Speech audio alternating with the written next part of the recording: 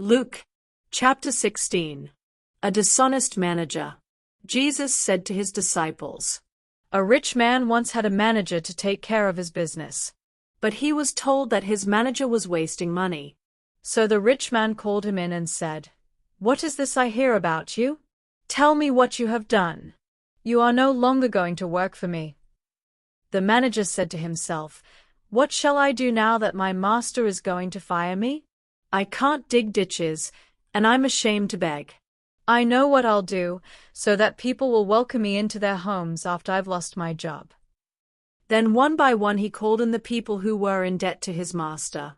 He asked the first one, 'How much do you owe my master?' 100 barrels of olive oil,' the man answered.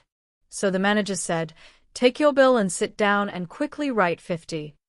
The manager asked someone else who was in debt to his master, 'How much do you owe?' 1,000 sacks of wheat,' the man replied. The manager said, 'Take your bill and write 800. The master praised his dishonest manager for looking out for himself so well. That's how it is. The people of this world look out for themselves better than the people who belong to the light. My disciples, I tell you to use wicked wealth to make friends for yourselves. Then when it is gone, you will be welcomed into an eternal home. Anyone who can be trusted in little matters can also be trusted in important matters. But anyone who is dishonest in little matters will be dishonest in important matters. If you cannot be trusted with this wicked wealth, who will trust you with true wealth? And if you cannot be trusted with what belongs to someone else, who will give you something that will be your own? You cannot be the slave of two masters. You will like one more than the other or be more loyal to one than to the other. You cannot serve God and money." Some sayings of Jesus. The Pharisees really loved money. So when they heard what Jesus said, they made fun of him.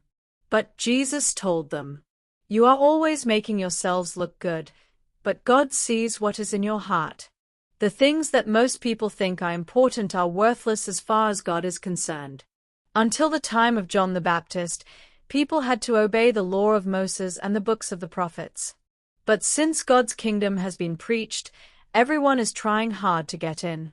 Heaven and earth will disappear before the smallest letter of the law does. It is a terrible sin for a man to divorce his wife and marry another woman. It is also a terrible sin for a man to marry a divorced woman. Lazarus and the rich man. There was once a rich man who wore expensive clothes and every day ate the best food. But a poor beggar named Lazarus was brought to the gate of the rich man's house. He was happy just to eat the scraps that fell from the rich man's table. His body was covered with sores, and dogs kept coming up to lick them. The poor man died, and angels took him to the place of honor next to Abraham. The rich man also died and was buried. He went to hell and was suffering terribly. When he looked up and saw Abraham far off and Lazarus at his side, he said to Abraham, "Have pity on me. Send Lazarus to dip his finger in water and touch my tongue. I'm suffering terribly in this fire." Abraham answered, "My friend, remember that while you lived, you had everything good, and Lazarus had everything bad. Now he is happy, and you are in pain.